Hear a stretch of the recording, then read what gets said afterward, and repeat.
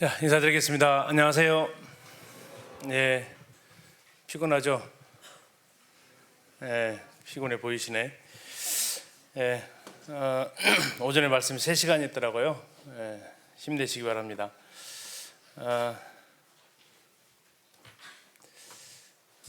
전하는 사람이 힘들까요? 듣는 사람이 힘들까요? 듣는 사람이 힘들어요. 네, 여러분이 더 힘들 겁니다. 전하는 사람은 딴 생각을 안 하는데 듣는 사람들은 딴 생각이 쉬워서 여러분들이 집중을 해주시면 좋겠습니다. 이번 캠프 주제 같이 한번 읽어보겠습니다. 시작. 삶 속에서 드려지는 예배. 여러분, 예배하면 뭐가 제일 먼저 떠올라요? 주일 만찬 예배가 제일 먼저 떠오르지 않으세요?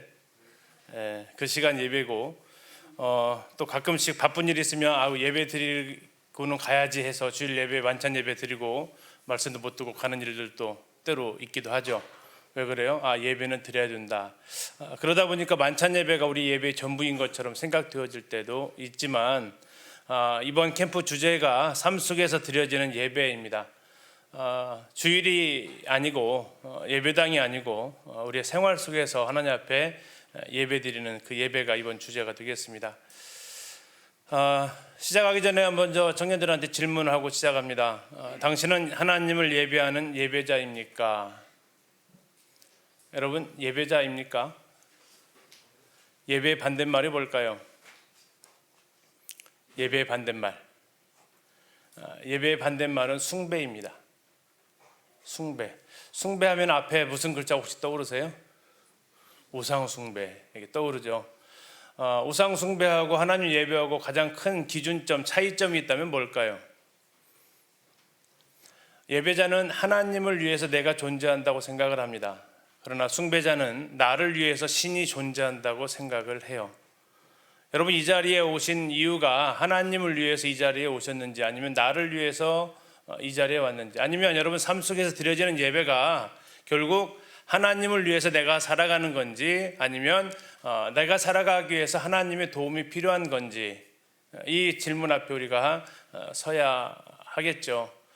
어제 그룹교제 시간에 여러분들한테 질문 중에 하나가 있었을 겁니다. 나에게 있어서 예배란 5글자로 표현해 보시오. 혹시 표현해 보셨나요? 조장님들 혹시 기가 막힌 대답이 혹시 나온 거 있습니까? 우리 조회에서 나온 대답은 나 혼자 알기 참 아깝다. 어떻게 나왔어요? 예술을 배움. 좋습니다. 혹 또 다른 5글자 나왔어요?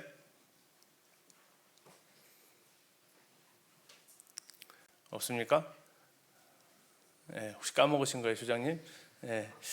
여러분들에게 예배란 무엇일까? 아까 찬양 가사 중에 이 말씀을 인용한 가사가 있었어요. 그의 이름에 합당한 영광을. 역대상 16장 29절에서 다윗이 고백했던 고백입니다. 예배가 뭐냐? 최고의 가치에 합당한 영광을 돌려드리는 것이다 라는 거죠. 같이 한번 읽어보겠습니다. 여호와 이름에 시작.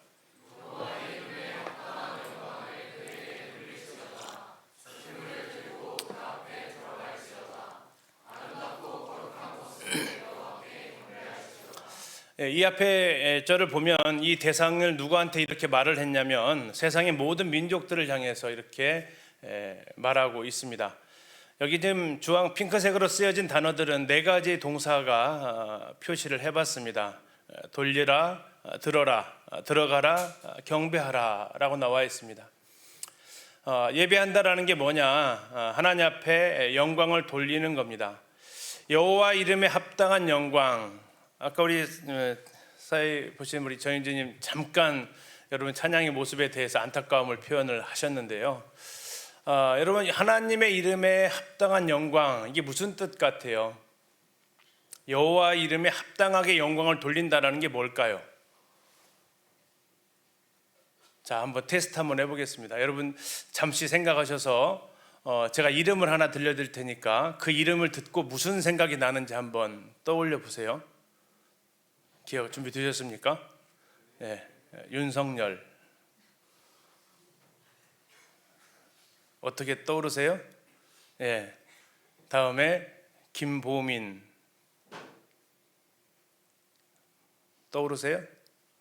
두 번째 이름은 아무것도 안 떠올라요? 예. 제가 초등학교 2학년 아이들 가르치는 우리 반 1번 아이 이름입니다. 여러분, 왜 처음 이름에는 무엇인가 그것이 좋은 감정이든 싫은 감정이든 여러분들에게 그 모든 인상이 한순간에 싹 왔을 겁니다. 그렇죠? 근데 두 번째 이름을 듣고는 여러분들에게 아무 반응이 없어요. 왜 반응이 없어요? 모르는 사람이니까 그렇습니다. 자, 그 사람이 그 이름이 주는 그 의미가 뭐냐면 그 이름 세 글자가 아니고 그 이름을 또 그 전 인격이 나에게 다가와요. 내가 경험하고 내가 알고 있고 내가 느끼고 있었던 그 이름 자체가 나에게 다가온다고요. 하나 더 해볼까요? 예수님. 여러분들에게 어떠한 이미지로 다가오세요, 그분이? 예수님이라는 세 글자가 여러분들에게 어떠한 느낌으로 다가오냐고요. 하나님, 여호와, 그 이름이 여러분들에게 다가오는 그 뉘앙스는 어떠한 힘을 가지고 있습니까? 그래서 우리가 하나님 앞에 찬양할 때 마찬가지예요. 하나님이라는 그 이름이 주는 힘이 있어요. 여러분들에게 누군가 이름이 불려졌을 때 그 이름이 나에게 다가오는 듯한, 내 갑자기 얼굴에 인상이 펴지고 갑자기 입가에 미소가 담겨지고 하는 그 이름들이 있는가 하면, 어떤 이름을 들으면 때로는 인상이 찌푸려지고 막 귀에서 그 이름을 씻어버리고 싶고 그런 이름도 있을 거란 말이죠.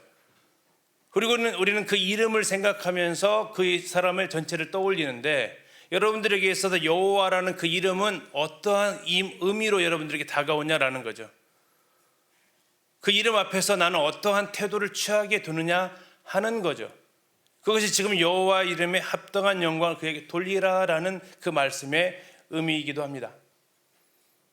여러분, 여호와, 예수님, 하나님 하면 여러분들의 마음에는 어떠한 이미지가 떠오릅니까? 가슴 벅찬 이름입니까? 아니면 늘상 들어오던 그냥 평범한 이름입니까? 여러분들 그 이름에 반응하는 것이 어쩌면 예배의 모습이죠. 다윗은 얘기합니다. 여호와 이름에 합당한 영광을 어떻게 돌려드릴까? 그가 고백합니다. 그 이름에 합당한 영광을 돌려드리기 위해서 나는 제물을 들고 예물을 들고 하나님 앞에 나아가겠다라는 겁니다. 그 이름에 합당한 예물을 들고 나아가는 거, 여러분 한번 생각해 보실래요? 여러분들 주일학교 아이들 혹시 가르치면 그 아이들한테 선물 고르는 거 많이 쉽지는 않지만 그렇게 많이 어렵지도 않죠. 그렇죠? 근데 여러분들 만약에 저 삼성의 이재용 회장한테 선물 줘야 된다 그러면 어떤 거 선물하실래요? 그분 모르진 않죠? 여러분 그 삼성그룹 회장한테 선물 준다면 뭐 갖다 줄래요? 얼마큼 고민되겠어요? 10만 원짜리 사다 주면 좋아할까요? 괜히 주고 요거도 먹을 것 같죠? 100만 원짜리면요. 그 대상이 누구냐에 따라서 우리는 준비하는 예물도 달라지게 돼 있어요. 근데 지금 시편기는 고백을 하는 겁니다. 무슨 고백을요? 여호와의 이름에 합당한 영광, 그 영광을 돌려드리기에 합당한 예물은 무엇일까? 그리고 그 제물을 지금 들고 나아가겠다라는 겁니다. 어디로요? 그분 앞으로. 여러분들 코람데오라는 말 들어봤을 겁니다. 하나님 앞에서의 예배드리는 모습, 그 앞으로 여러분들이 나아가야 됩니다. 그리고 여호와께 경배할지어다, 엎드려 절한다라는 겁니다. 받아주십시오. 여러분 동방의 박사들 크리스마스 때 연극할 때 나오죠. 그들이 아기 예수께 드린 예물이 뭡니까? 세 가지. 황금과 유향과 몰약을 드립니다. 그들이 전부 다 귀한 것들을 가지고 와서 아기 예수께 경배하면서 그 예물을 드립니다. 그 이름에 합당한 영광을 돌려드리는 거예요. 여러분 찬양 시간에, 말씀 시간에, 또 주일날 예배 시간에, 아니 여러분의 매일의 삶 가운데에서 여러분 오늘의 삶 속에서 드려지는 예배라는 이 주제를 가지고 살아간다는 것, 그의 이름에 합당한 영광을 돌려드리기 위해서 나는 무엇을 들고 나아갈까? 어떠한 모습으로 나아갈까? 아름답고 거룩한 것이라고 이렇게 나왔는데, 이건 아름답고 거룩한 그 옷을 표현하기도 합니다. 하나님 앞에 아무런 자세로 나아가는 게 아니라 가장 아름답고 거룩한 것으로 하나님 앞에 나아간다는 고백. 이 고백은 시편의 두 구절에 걸쳐서 나눠져 있기도 합니다. 시편 29편 2절에서도 그의 이름에 합당한 영광을, 여호와 그의 이름에 합당한 영광을, 96편 8절에서도 여호와 이름에 합당한 영광을 그에게 돌리라고. 예배가 뭐냐? 최고의 가치에 합당한 영광을 돌려드리는 것이 우리들이 드려야 될 예배라는 거죠. 이게 바로 하나님 앞에 거룩한 옷을 입고 아름답고 거룩한 것으로 예물을 들고 하나님 앞으로 나아가는 삶. 이것이 어쩌면 우리의 예배의 모습이고 삶에서 드려지는 예배의 표현입니다.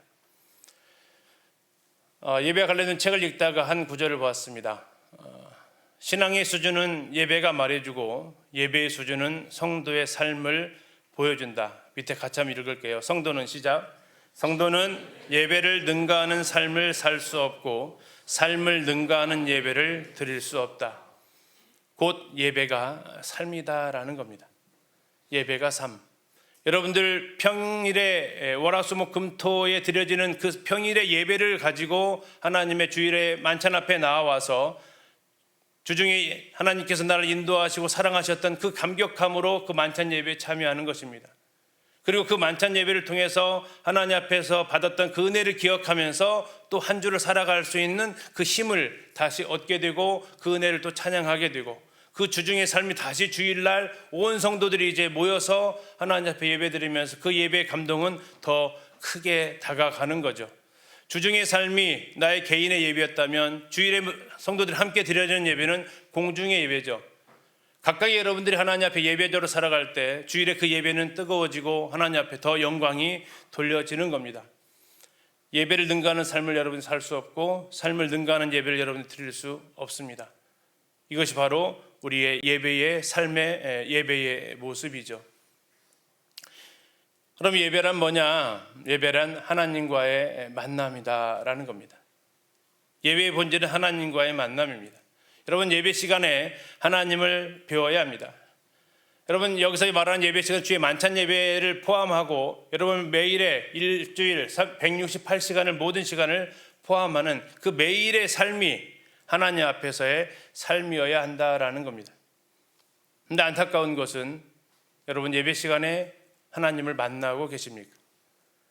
여러분 엊그제 주일날 주의 만찬 예배를 지역교회에서 드렸을 겁니다. 여러분 그 자리에서 하나님의 임재를 경험하십니까? 주의 만찬 예배에서 하나님이 함께 하신다라는 것을 여러분 경험하는 예배를 드리고 있습니까? 여러분 이곳까지 오는 과정 속에서 주님이 여러분과 동행하고 있다는 사실을 여러분들은 혹시 경험하셨습니까? 엠마오에 두 제자가 있었습니다. 예수님 부활하신 그날 그들은 예루살렘에서 엠마오로 내려가고 있었습니다. 15절에 그들이 서로 이야기하며 문의할 때에 예수님이 그들에게 다가오셨습니다. 그들과 동행하셨습니다. 16절입니다. 같이 읽겠습니다. 16절 시작. 그들의 눈이 가리어져서 그인 줄 알아보지 못하거늘. 누구를 알아보지 못했다고요? 예수님을 알아보지 못했다라는 겁니다. 예수님 뭐하고 있었어요? 15절 끝에 보니까 그들과 동행하셨습니다. 그들과 동행하시고 있는 예수님, 그러나 그들은 그 예수님을 알아보지 못했다라는 겁니다.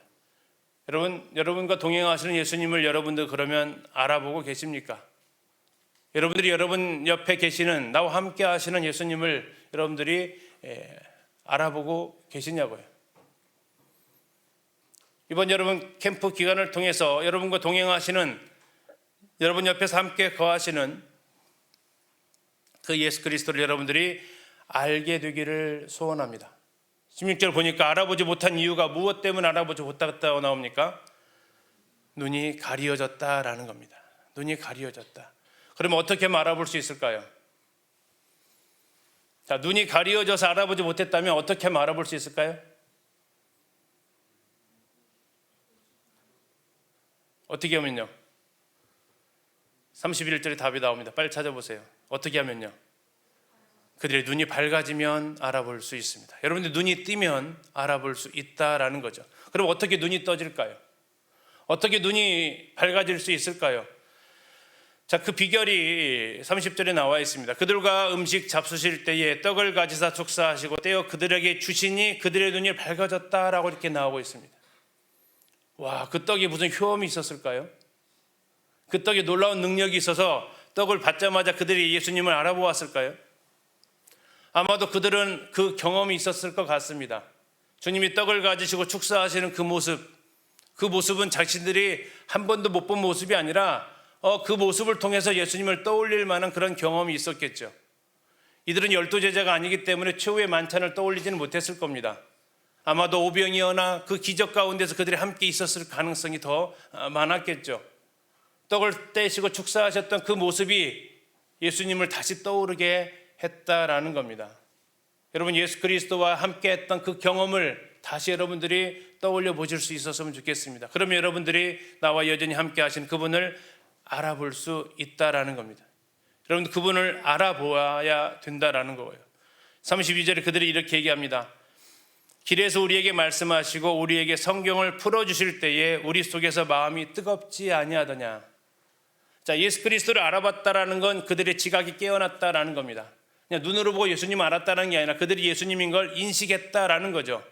여러분, 지적인 기능이 살아났다라는 겁니다. 지적인 기능이 살아났을 뿐만 아니라 두 번째 32절에서는 뭐가 살아났다고 얘기합니까? 우리 속에서 뭐가 뜨거워져요? 우리의 마음이 뜨거워졌다라는 거예요. 이건 감정이죠. 감성입니다. 언제 감성이 풀어집니까? 언제 마음이 뜨거워집니까? 성경을 풀어주실 때. 여러분, 하나님의 말씀을 알아갈 때 놀라운 것 중에 하나가 여러분들의 마음이 뜨거워지는 경험이 일어나야 한다라는 거죠. 그리고 여러분들의 감성이, 여러분의 그 감정이, 주님을 향한 그 마음이 다시 열정으로 깨어날 수 있다라는 겁니다. 지각이 깨어나고 여러분들의 감정이 회복되어지고 그럴 때 무슨 일이 벌어지냐면 그때로 일어나 예루살렘에 뭐 했습니까? 돌아갔다가 나옵니다. 그들은 어디 가던 길이었죠? 엠마오로 가던 길이었습니다. 그런데 그들이 다시 어디로 갑니까? 예수님이 죽으시고 부활하셨던 그 예루살렘으로 다시 돌아가게 된다라는 겁니다. 알았다면, 깨달았다면 그냥 살 수는 없는 거죠. 예수님을 알아보고 그 마음이 뜨거웠는데 그들이 그대로 엠마오로 갔다면 예수님의 그 모습을 알아본 것과 말씀이 뜨거워진 것은 그들에게 아무런 영향력을 끼치지 못했을 겁니다. 그러나 그들은 알고 느꼈을 때에 행동의 변화가 따라옵니다. 가던 길을 돌이킵니다. 여러분, 예수 그리스도를 이번 캠프 기간을 통해서 알아보시기를 바랍니다. 그리고 들려지는 말씀들을 통해서 또 특강들을 통해서 여러분들의 마음이 뜨거워질 수 있도록 하나님 앞에 여러분들 기도하시기 바랍니다. 그리고 다시 여러분들이 지옥교회로 돌아가는 그 순간에는 예수님과 동행하면서 여러분의 삶 속에서 하나님을 알아보고 예수 그리스도를 알아보고 성령 인도하심을 경험하면서 여러분들의 심령이 예배자로 다시 회복되어지는 그 시간들이 되기를 기도하게 됩니다. 예수님과 동행하고 있으면서도 예수님을 알아보지 못하는 엠마오 제자들처럼 우리의 삶 속에서 나와 함께 하시는 그 예수님을 몰라보고 우리는 살아간다면 우리는 낙담한 채 그 엠마오로 가게 될 겁니다. 중요한 건 엠마오로 계속 가는 게 아니고 거기에서 유턴하십시오. 돌아서서 다시 예수 그리스도 그분이 죽으시고 부활하신 그 예루살렘으로 올라갔던 것처럼 우리들의 발걸음이 다시 회복되어지기를 기도합니다. 여러분, 성경에는 이산가족들이 등장합니다. 이산가족이라는 얘기는 하나님을 못 만나는, 하나님과 사람의 만남이 이루어지지 않는 장면이 등장합니다. 그리고 시편이 그것을 잘 표현해주고 있습니다. 우리 형제님들 한번 읽어보겠습니다. 형제님들 시작.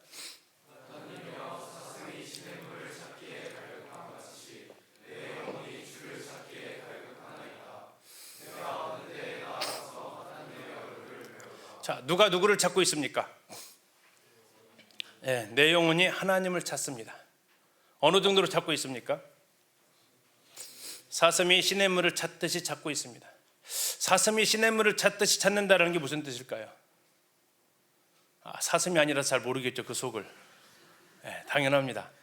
사슴의 특성이 이렇습니다. 사슴은 어떤 특성이냐면 열이 많은 동물입니다. 여러분, 열체질들 있죠? 여러분, 열체질의 특성은 뭐가 많이 필요합니까? 물이 많이 필요합니다. 식혀줘야 되니까. 그래서 사슴에게 있어서는 그가 열이 많은 동물이기 때문에 물이 아주 필요했던 동물이었다라는 거죠. 그래서 그 사슴은 물을 찾아 나섭니다. 근데 물이 없는 거죠.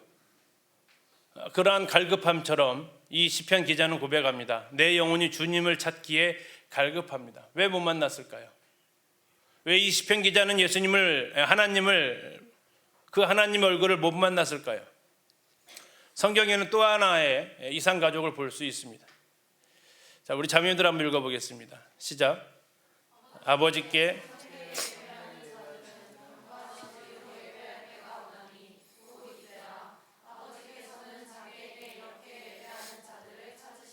자, 누가 누구를 찾고 있습니까? 누가 누구를 찾아요? 아버지께서 누구를 찾아요? 예배하는 자들을 찾으신대요. 아버지가 예배하는 자들을 찾으신대요. 여기도 이상가족이네요. 왜 못 만났을까요? 왜 만남이 이루어지지 않았을까요? 서로 양쪽이 다 찾고 있는데 한쪽은 하나님을 향한 갈급한 마음으로 찾고 있고 한쪽에서는 행여 한 명이라도 있는지 예배하는 자들을 찾으시는데 두 만남이 이루어지고 있지 않다라는 거죠. 여러분, 예배 시간에 하나님을 뵙고 있습니까? 하나님, 그 예배 시간에 하나님을 만나고 있습니까? 여러분들이 매일의 삶 속에서 하나님 그분의 동행을 인지하고 계시나고요? 그렇지 않다면 어쩌면 나도 하나님과 이산가족이겠죠. 하나님 없는 곳에서 열심히 하나님 찾고 있든지 아니면 하나님이 찾으시는 그 한 사람이 내가 아닐 수도 있든지. 여러분, 누구랑 만나기 위해서 기본적으로 정해야 되는 것이 있습니다. 누구랑 약속을 하려면 최소 몇 가지는 정해야 돼요? 예? 몇 가지는 정해요? 누구랑 만나자 할 때? 두 가지는 정하죠. 최소한. 뭡니까? 시간과 장소. 둘 중에 하나라도 어긋나면요, 계속 애타게 찾고만 다녀야 되죠. 하나님과도 마찬가지입니다. 하나님과의 만남도 역시 시간과 장소 중요합니다. 그러나 하나님은 장소에 구애받지 않으시네요. 하나님은 시간에 구애받지 않으세요. 그렇다면 우리는 왜 그럼에도 불구하고 하나님을 못 만나는 것일까? 하나님은 여전히 예배자를 찾고 계십니다. 다시 한번 제가 읽겠습니다. 아버지께 예배하는 자들은 영과 진리로 예배할 때가 오나니 곧 이때라. 아버지께서는 자기에게 이렇게 예배하는 자들을 찾으시느니라. 하나님이 찾으시는 예배자, 혹시 여러분입니까?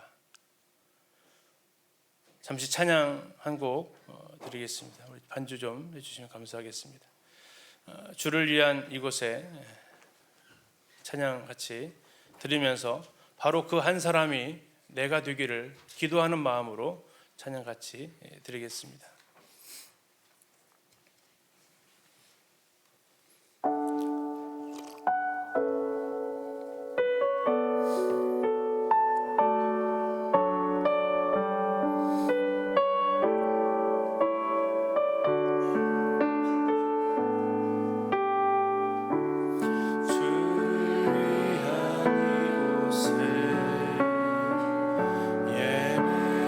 예배하는 자들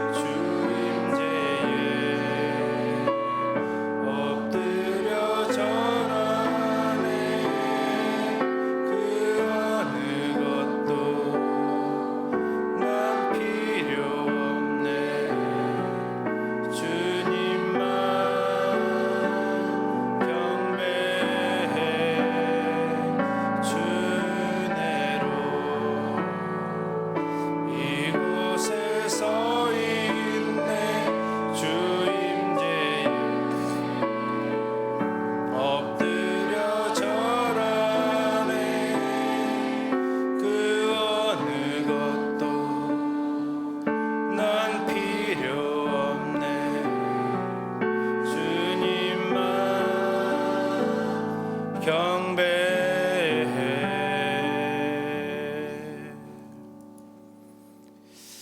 주님이 찾으시는 그 한 사람, 그 예배자, 주님이 간절히 찾고 계시는 그 한 사람, 내가 그 사람 되길, 여기 있는 여러분들 각자가 그 사람 되기를 간절히 주께 예배합니다.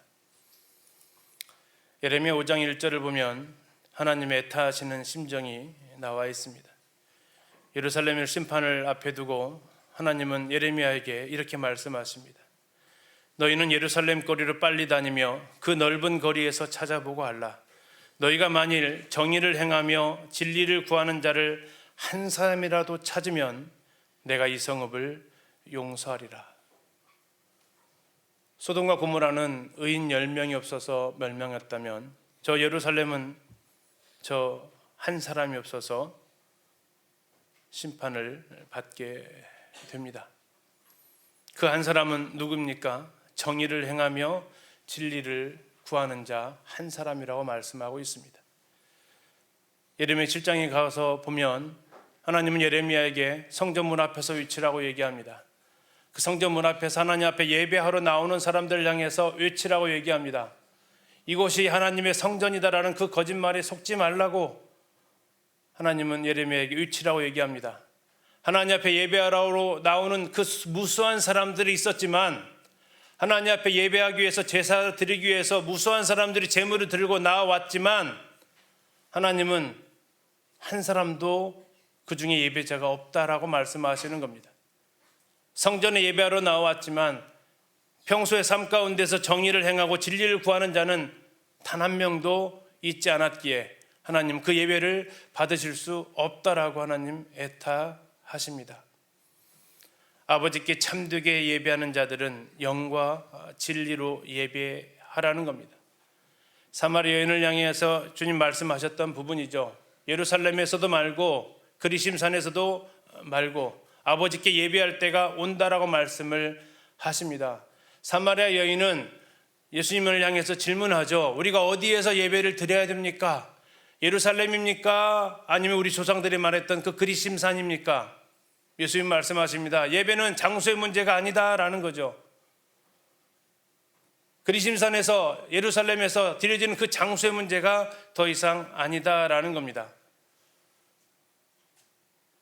하나님 앞에 어떻게 예배를 드려야 하는지 그 예배의 방식과 어떻게 문제였지 장소 때문에 하나님 받으시고 받지 않으시는 문제는 아니다라는 겁니다. 왜 그렇습니까? 그것은 하나님이 영이시기 때문입니다. 24절에서 하나님은 영이시니 예배하는 자가 영과 진리로 예배하라고 말씀하십니다. 하나님은 영이십니다. 하나님은 천지에 충만하신 분이십니다. 그 하나님은 예배당에 갇혀 계시지 않습니다. 하나님은 영원하신 하나님이십니다. 그 하나님은 시간 속에 갇혀 계시지 않습니다. 여러분 주일에만 예배드린다는 생각을 아예 버리십시오. 예배당에서만 예배드린다는 생각도 아예 버리십시오. 여러분 그렇게 하면 하나님을 예배당 안에 가둬두는 것이고 하나님을 여러분 주일 그 몇 시간 속에 하나님을 가둬둔다라는 것을 기억하시면 좋겠습니다. 말씀을 전하면서도 저는 이 강대상에 꼭 갇혀있는 기분입니다. 여러분 혹시 제가 마이크 들고 여러분 사이를 왕래해도 될까요?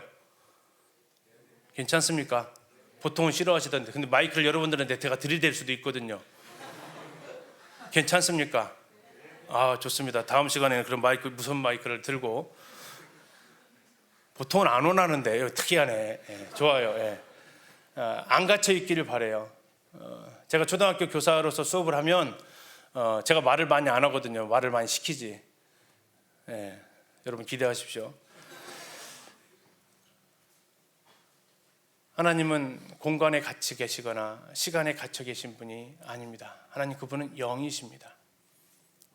여러분은 어디든지 그분은 그곳에 계십니다. 여호와의 말씀이니라 나는 가까운 데 있는 하나님이요 먼 데 있는 하나님은 아니냐. 여호와의 말씀이니라 사람이 내게 보이지 아니하려고 누가 자신을 은밀한 곳에 숨길 수 있겠느냐.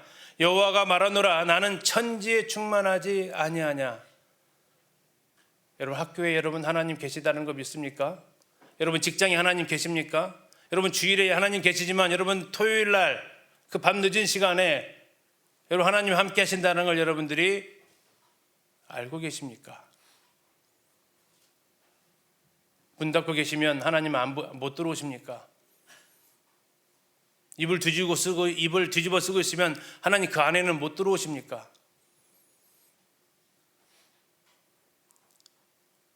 하나 더, 그렇게 하나님이 천지에 충만하시다는 사실이, 시간에 갇혀 계시지 않는다는 사실이 여러분들에게는 기쁨입니까? 불편함입니까? 여러분 하나님이 여러분들 계속해서 하루 24시간 따라다니면 좋아요, 불편해요? 네. 대답 안 하는 것은 이유가 있겠죠. 불편하겠죠. 내 마음대로 못하니까. 왠지 신경 쓰이니까. 여러분, 대한민국 CC카메라도 여러분들을 따라다니고 있는데 하나님의 그 눈동자가 여러분을 못 따라다니는 생각하십니까? 그것이 여러분들을, CC카메라 있는 것이 여러분들을 감시하려고 경찰에서 깔아놨을까요? 보호하려고 깔아놨을까요? CC카메라를 싫어하는 것은 도둑놈일까요? 시민일까요? 뭔 나쁜 짓을 하려는 사람은 CC카메라가 싫어요. 그렇죠? 예, 그러나 일반 시민들은 CC카메라 때문에 그래도 안전해요. 여러분 하나님의 그 시선이 여러분들한테 부담되면 뭔가 지금 여러분 내키는 것이 좀 뭔가 있다라는 거죠. 아니면 여러분 항상 하나님 눈이 나를 따라다니고 계시면 여러분들 그저 고마울 뿐이죠. 하나님 그분은 시간에 갇혀 계시지 않습니다. 공간에 갇혀 계시지 않아요. 그래서 우리가 어떻게 해야 됩니까? 우리는 1년 365일 어디 가나 우리는 하나님 앞에 그분의 동행을 느끼며 그분 앞에 예배드릴 수 있다라는 거죠. 그래서 이번에 주제 말씀이 바로 삶 속에서 드려지는 그 예배에 적합한 말씀입니다. 우리 다 같이 한번 읽어보겠습니다. 시작. 그러므로 형제들아, 내가 하나님의 모든 자비하심으로 너희를 권하노니 너희 몸을 하나님이 기뻐하시는 거룩한 산 제물로 드리라. 이는 너희가 드릴 영적 예배니라. 하나님은 매일의 삶 속에서 하나님 앞에서 살아가는 사람을 바라십니다. 그가 예배자입니다. 하나님은 지금도 예배를 드린다라는 것이 기쁨인 그 사람을 찾고 계신다라는 거죠. 그 말씀을 좀 더 자세히 한번 보겠습니다. 12장 1절 2절 이번 캠프 주제 말씀입니다. 그러므로 형제들아, 내가 하나님의 모든 자비하심으로 너희를 권한다 하면서 너희 몸을 하나님이 기뻐하시는 거룩한 산 제물로 드리라. 이는 너희가 드릴 영적 예배다라고 말씀하고 있습니다. 너희 몸을 하나님이 기뻐하시는 산 제물로 드리라 이렇게 나와 있는데요. 하나님 앞에 제사 드리러 갈 때 구약에 있는 많은 사람들은 무엇을 들고 갔습니까? 돈 있는 사람들은 송아지 들고 갔고요. 돈 없는 사람들은 비둘기 들고 갔어요. 자신을 대신할 재물을 들고 갔어요. 그런데 오늘날 하나님께서 우리에게 말씀하시기를 그 재물 들고 나오지 말라고 얘기합니다. 뭘 들고 나오래요? 여러분들의 몸을 들고 나오래요. 여러분들의 몸을 들고 나오래요. 이게 여러분들 몸을 들고 나오란다는 건 여러분 육체를 들고 나오라는 것 그 이상인 거 아시죠? 여러분 전 인격을 들고 나오라는 거죠. 여러분의 전 생애를 하나님 앞에 드려야 할 것을 얘기하고 있습니다. 이것이 바로 하나님께서 받으시는 영적인 예배다라는 거죠. 그러면 이게 어떻게 가능한지를 2절에서 세 가지를 가리켜서 말씀해 주고 있습니다. 첫 번째는 너희는 이 세대를 본받지 말아야 한다라는 겁니다. 하나님 앞에 제사 드릴 때 하나님께서 받지 못하시는 짐승들이 있었습니다. 흠 있는 것 받지 못하십니다. 다리가 부러지거나 병이 있는 거 하나님 앞에 드릴 수 없었습니다. 여러분 하나님 앞에 여러분의 몸을 거룩한 산 제물로 드리기 위해서는 여러분들이 흠이 없어야 됩니다. 그것을 가리켜서 이 세대를 본받지 말라고 하나님 말씀하고 계십니다. 이 말씀을 이 세대를 본받지 말라는 뜻이 뭐냐? 제가 몇 구절을 좀 찾아봤는데 이렇게 표현할 수 있겠습니다. 너희는 계속 이 세상과 같은 모양이 되지 말아라. 너희는 자기 자신을 이 세상과 동일시하지 말아라. 너희 생활을 이 세상의 온갖 유행에 맞추려고 하지 말아라. 주위의 색깔을 따라 변화하는 카멜레온과 같이 되지 말아라. 세상과 함께 행하지 말아라. 세상이 네가 무엇이 될 것인지 결정하게 하지 말아라. 왜? 세상과 벗긴 것은 하나님과 원수된 것이기 때문에. 세상과 벗기면서 이 세대를 본받으면서 하나님 앞에 내 자신을 예배로 드립니다라는 건 하나님이 받으실 수가 없다라는 겁니다. 어제 우리 특강 하시면서 김병환님 이런 얘기 하셨습니다. 우리 이제 자매들한테 와서 어떤 형제가 이렇게 고백을 한다면 받으시겠냐겠죠. 그 형제가 뭐라고 한다고요? 자매님 사랑해요. 그 다음에 뭐라고 했어요? 두 번째로요. 저는 좀 레벨을 좀 올리겠습니다. 여러분 자매님들, 자매님 사랑해요 첫 번째로요. 기분 좋아요 안 좋아요? 기분 좋다 손. 기분 안 좋다 손. 받아본 적 없다 손. 저는 첫 번째도 싫어요. 제 아내가 저한테 와서 여보 내가 당신을 제일 사랑해요. 그러면 저는 제 아내한테 바로 물어볼 거예요. 둘째는 누구야? 둘째는 누구냐고. 첫째는 괜찮고 둘째는 싫어요? 아니, 하나님의 사랑의 레이스에서 둘이 뛰는 건 원치 않으세요. 다시 한번 생각해 볼까요? 여러분 결혼했다고 생각해 보세요. 남편의 옷을 세탁하기 위해서 했는데 지갑이 나왔네. 지갑을 열어봤더니 용돈 좀 채워주려고 지갑 열어봤더니 웬걸 거기에 내 사진이 있는 거야. 기분이 어떨까요? 좋겠죠. 이게 언제적 사진이야. 사진을 딱 뺐는데 그 뒤에 다른 여자 사진이 들어있어. 얼마나 황당할까요? 남편 들어오기만 기다렸다가 여러분 당신 지갑에 사진이 있대? 당신 제일 앞에다 놨어. 뒤에 여자는 누구야? 그래 나는 당신 제일 처음이야. 괜찮아요? 부당하죠? 사랑의 레이스는 둘이 뛰는 게 아니에요. 1등, 2등을 가리는 게 아니고 오직 한 사람만 뛰어야 돼요. 그래서 아까 찬송 가사 중에서 제일 마지막 가사가 뭐였어요? 처음은 기억나도 마지막은 기억도 안 나죠. 제일 마지막 가사 뭐였냐고요? 이제 처음부터 막 부르기 시작하네 지금. 자, 제일 마지막 가사가 이거였어요. 뭐라고 했어요? 주님만 경배합니다. 주님만. 레이스에서 둘이 뛰는 게 아니에요. 사랑의 레이스는 오직 한 사람만 허용된다라는 거죠. 여러분 이 세대와 하나님을 겸해서 여러분들이 몸을 드릴 수 없다라는 사실을 기억하시기 바랍니다.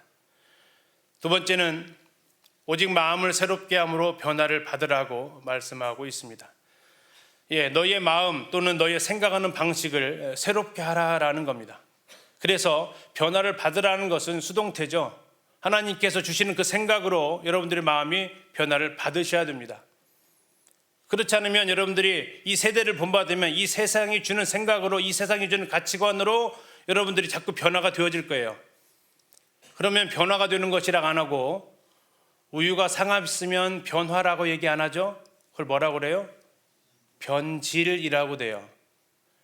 여러분들이 하나님께서 주시는 그 생각으로 여러분들의 마음이 새롭게 변화가 되어지지만 세상에서 주는 이 세대를 본받으면 여러분들의 마음이 변화되는 게 아니고 변질되기 시작한다고요. 그러면 어떻게 변질된 걸 마실 수 있습니까? 변질된 우유를 어떻게 마셔요? 하나님 앞에 그걸 어떻게 드릴 수 있냐고요. 세 번째는 뭡니까? 하나님의 선하시고 기뻐하시고 온전하신 뜻이 무엇인지 분별해서 드려야 돼요.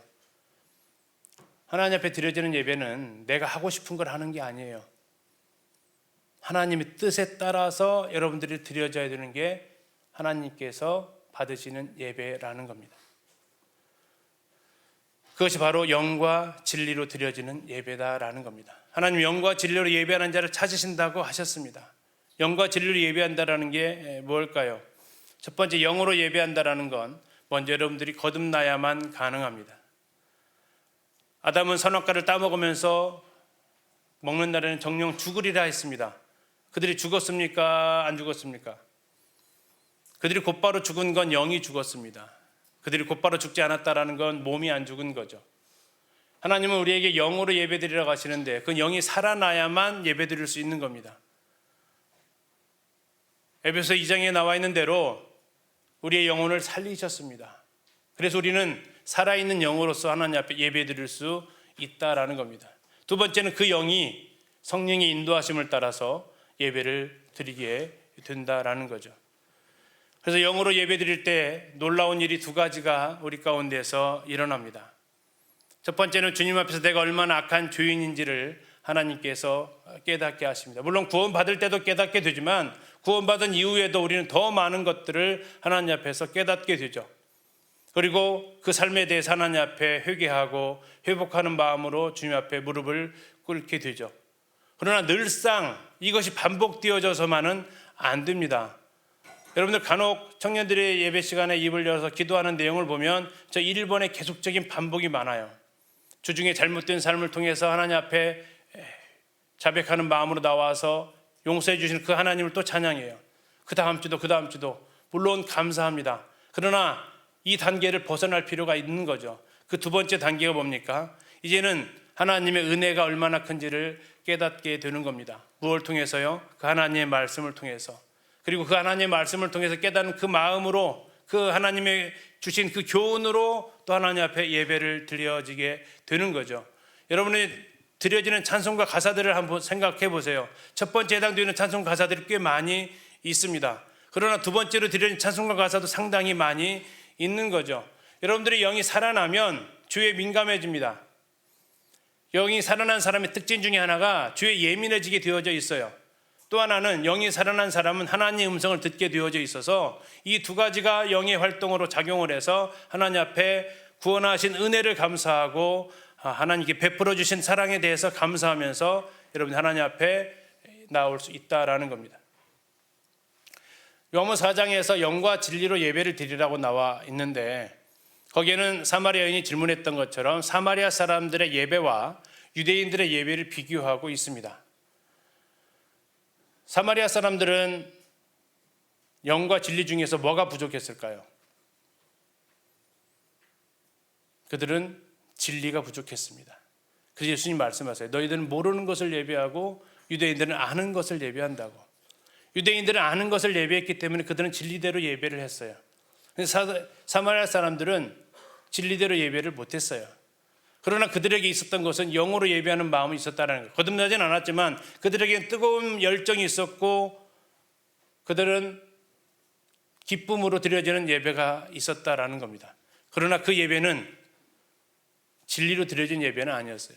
유대인들에게 있어서 그들은 진리로 드려지는 예배는 제사는 드려지고 있었습니다.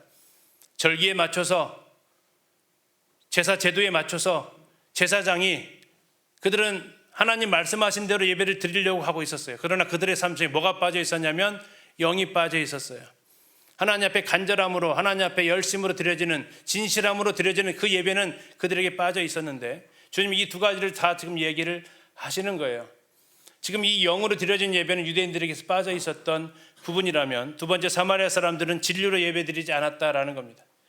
이스라엘 땅에 가서 보면 이곳은 단이라는 곳입니다. 그리고 여기는 베델이라는 곳이에요.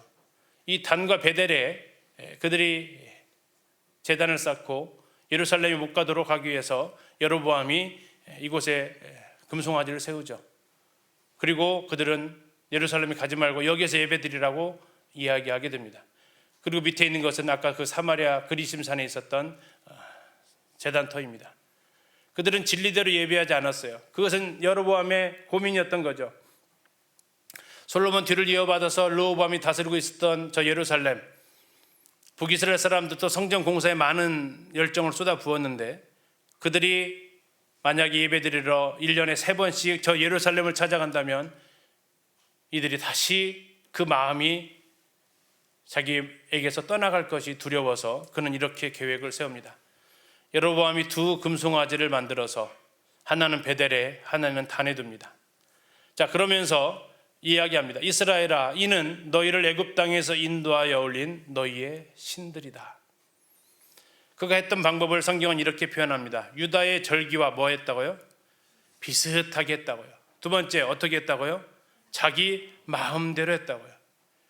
진리대로 한 것이 아니고 비슷하게 마음대로.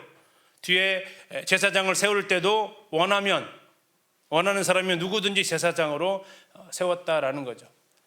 예배는 그렇게 드리는 게 아닙니다. 내 마음대로 드리는 게 예배가 아닙니다. 하나님 말씀대로 드려지는 게 예배라는 거죠. 사마리아 사람들은 모세오경만 택하면서부터 그들은 자신의 방식대로 예배를 드렸습니다. 지금도 그들은 유월절 행사를 하고 있습니다. 그들의 마을에 찾아갔는데 유월절 제사 지내는 공투가 그대로 있어요. 그런데 유월절 제사 지내는 내용이 성경과 다르게 지내고 있어요. 어떻게 자신들의 방식대로 하고 있었다라는 거죠. 하나님이 그러한 예배를 받지 않으신다라는 겁니다. 영과 진리로 예배한다라는 것 정리합니다. 영으로 예배드린다라는 건 예수 그리스도를 믿음으로 말미암아 거듭남으로 영이 살아난 성도들이 드리는 예배입니다. 그 영이 살아난 사람들이 성령의 도우심을 통해서 매일의 삶 가운데서 마음과 뜻과 정성을 다해서 여러분들 진심으로 드려지는 그 예배입니다. 여러분 찬양 시간에도 마찬가지예요. 여러분 찬양 시간에 입만 드리고 입으로만 찬양하는 사람이 있고요. 아니면 생각으로 찬양하는 사람이 있고, 아니면 여러분 마음으로 찬양하는 사람들이 있어요. 영으로 찬양하는 사람들이 있다고요. 여러분 무엇으로 찬양 드려야 되냐? 여러분 영으로 찬양 드려야 돼요. 진심으로 정성을 다해서 온 힘을 다해서 하나님 그분을 찬양하는 거. 그게 여러분 영으로 드려지는 예배입니다. 진리로 드려진다는 건 내 생각, 내 느낌이 아니라 오직 성경의 말씀대로 하나님 앞에 예배를 드려야 한다라는 거죠. 삶으로 드려지는 예배. 여러분 제사의 3대 요소가 있습니다. 제사가 되려면 3가지가 필요해요. 혹시 뭔지 아시는 분? 자, 일단 브레인스토밍 해봅시다. 다 얘기해 보세요. 뭐가 있어야 돼요? 예, 재물이 있어야 돼요. 재물. 예, 또요. 그렇죠. 아우, 역시 똑똑해요. 이게 집단 지성의 힘이라는 거죠. 자, 첫 번째 제단이 있어야 됩니다. 흔히 말하는 성전, 구약시대는 성막이 제단의 역할을 했죠. 두 번째는 제사장이 있어야 됩니다. 그리고 세 번째는 예물을 드릴 제물이 있어야 되죠. 여러분 아까 말씀드린 대로 삶 속에서 드려지는 예배인데 내 마음대로 그럼 드리면 되냐? 이게 조건을 충족하고 있냐라는 걸 생각해 봐야 돼요. 자, 첫 번째 우리 각자가 하나님 앞에 예배 드리려면 저 3가지가 다 갖추고 있어야 돼요. 자, 3가지 다 갖추고 있나 보세요. 여러분 각자에게 이것이 갖추고 있냐 보라고요. 첫 번째, 여러분들 성전입니까? 여러분 성전 맞아요? 여러분 성전이라고 얘기하십니다. 제가 아니라 하나님께서. 자, 19절 같이 읽겠습니다. 19절 시작. 너희 몸은 너희가 하나님께로부터 받은 바 너희 가운데 계신 성령의 전인 줄을 알지 못하느냐. 예, 여러분이 뭐라고요?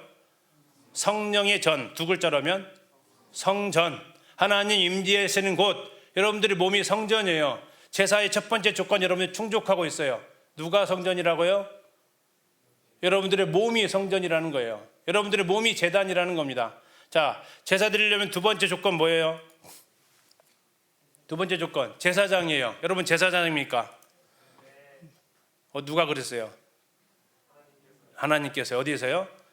베드로전서에서요. 너희도 산돌같이 신령한 집으로 세워지고 예수 그리스도로 말미암아 하나님이 기쁘게 받으실 신령한 제사를 드릴 뭐가 된다고요? 거룩한 제사장이 될지니라. 9절에서는 너희는 택하신 족속이요 왕같은 제사장들이라 얘기하고 있습니다. 여러분들이 2가지를 다 갖췄네요. 첫 번째 뭐예요? 성전이에요. 그렇죠? 또 여러분들은 뭐예요? 제사장이에요. 자, 그러면 하나 남았어요. 뭐예요? 뭐 남았어요? 재물. 여러분들 재물이에요? 재물이에요? 아까 보셨는데. 오늘 캠프 주제 말씀.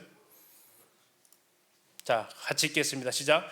그러므로 형제들아, 내가 하나님의 모든 자비하심으로 너희를 권하노니 너희 몸을 하나님이 기뻐하시는 거룩한 산 제물로 드리라. 이는 너희가 드릴 영적 예배니라. 여러분 3가지를 다 갖추고 계세요. 와, 대단하신 분들이에요. 여러분들이 성전이고 여러분들이 제사장이고 여러분들이 제물이에요. 그래서 여러분들은 어디든지 언제든지 뭐 할 수 있어요? 하나님 앞에 제사 드릴 수 있어요. 하나님 앞에 예배 드릴 수 있다고요.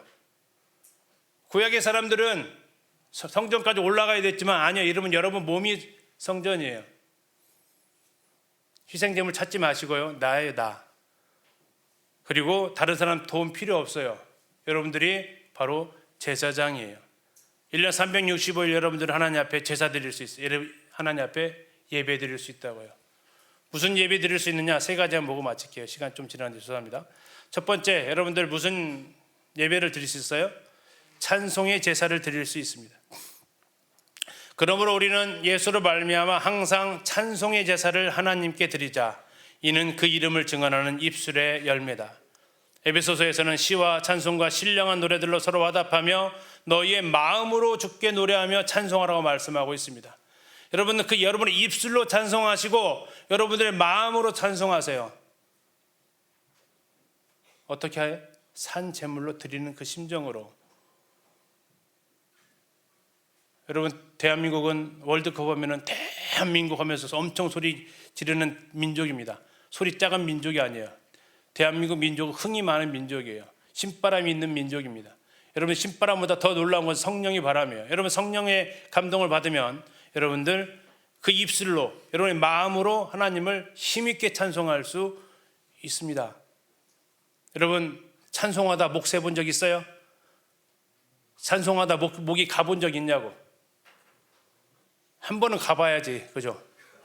한 번은 보내버려야지, 한 번은. 근데 정말 막 소리 지르는 게 아니고 하나님을 향해서 온 마음으로 온 힘을 다해서 찬양을 드려보라는 거죠. 두 번째, 여러분들 드려지는 제사는 하나님께서 로마 15장에서 오직 선을 행함과 나누어 주기를 잊지 말라. 하나님은 이 같은 제사를 기뻐하시느니라. 죄송합니다. 히브리서 13장 16절이네요. 자, 오직 선을 행함과 서로 나누어 주는 제사. 하나님은 이 같은 제사를 기뻐하신대요. 무슨 제사요? 선을 행함과 나누어 주는 제사. 빌립보서는 이렇게 얘기합니다. 내게는 모든 것이 있고 또 풍부한지라 에바브로디도편에 너희가 준 것을 받음으로 내가 풍족하니 이는 받으실 만한 향기로운 제물이요 하나님을 기쁘시게 한 것이다. 여러분들이 서로의 것들을 나누고 섬길 때, 성도들의 필요를 공급해 줄 때 하나님은 그걸 뭘로 받으시냐면 향기로운 제사로 받으신대요. 하나님을 기쁘시게 하는 거래요. 하나님께 드린 게 아니잖아요. 빌립보 성도들이 바울에게 공급해 줬던 거예요. 그런데 그걸 보면서 하나님께서 기쁘시게 하셨다고요. 이 같은 제사는 하나님이 기뻐하신다고요. 만찬 예배만 예배가 아니고 여러분들이 성도들을 향해서 선을 행하고 나누어 주는 것이 여러분들이 삶에서 드릴 예배라고요. 마지막입니다. 세 번째 예배는 전도의 예배입니다. 로마서 15장입니다. 이 은혜는 곧 나로 이방인을 위하여 그리스도 예수의 일꾼이 되어 하나님의 복음의 제사장 직분을 하게 하사 무엇이 제물이 되어 이방인을 제물로 드리는 것, 이것이 성령 안에서 거룩하게 되어 받으실 만하다라고 말씀하고 있어요. 하나님께서 우리가 복음의 제사장 직분을 해서 이방인을 제물로 드리는 것, 하나님이 기쁘시게 받으시는 뭐라고요? 제사라고요. 예배라고요. 여러분, 삶 속에서 하나님을 예배할 수 있어요. 첫 번째, 무슨 제사를 할 수 있어요? 찬송의 제사를 드릴 수 있어요. 여러분, 이번 캠프 시간에는 찬양의 시간에 내가 찬양으로 예배 드린다는 마음으로, 찬양을 부르는 게 아니고 찬양을 드리는 거예요. 하나님 앞에 정성으로 진심으로 여러분 찬양을 드리세요. 여러분 입술로 드리시고 여러분의 마음으로 드리시고. 두 번째는요, 나눔의 예배예요. 선을 행하고 나누어 주는 거, 여러분들이 좋은 거 함께 나눠주세요. 함께 여러분들 공유하세요. 필요를 채워주는 거. 캠프 때뿐만 아니라 여러분들이 돌아가서 여러분들이 이 나눔의 예배, 나눔의 제사를 하나님 앞에 드리는 겁니다. 세 번째는 여러분들 만나는 친구들에게 복음을 전하셔서 그들을 전도하는 그 열매, 그걸 통해서 이방인을 제물로 하나님 앞에 드리시는 그 제사. 이게 저 세 가지가 주일날 와서 드려지는 예배가 아니라 여러분의 삶 속에서 매일과 같이 드려져야 될 그 예배의 모습이다. 여러분들은 세 가지를 다 갖추고 있어요. 여러분 성전이고 제사장이고 여러분들의 몸이 산 제물입니다. 이 세 가지 전부 다 여러분들의 몸이 하는 거예요. 여러분 안에서 시작되는 거고요. 여러분들이 하나님 앞에 드릴 수 있는 것들입니다. 죄송합니다. 큰 줄을 졌어요. 여러분들 쉬는 시간을 뺏었어요. 죄송합니다. 남은 시간이라도 푹 쉬시길 바랍니다. 예, 감사합니다.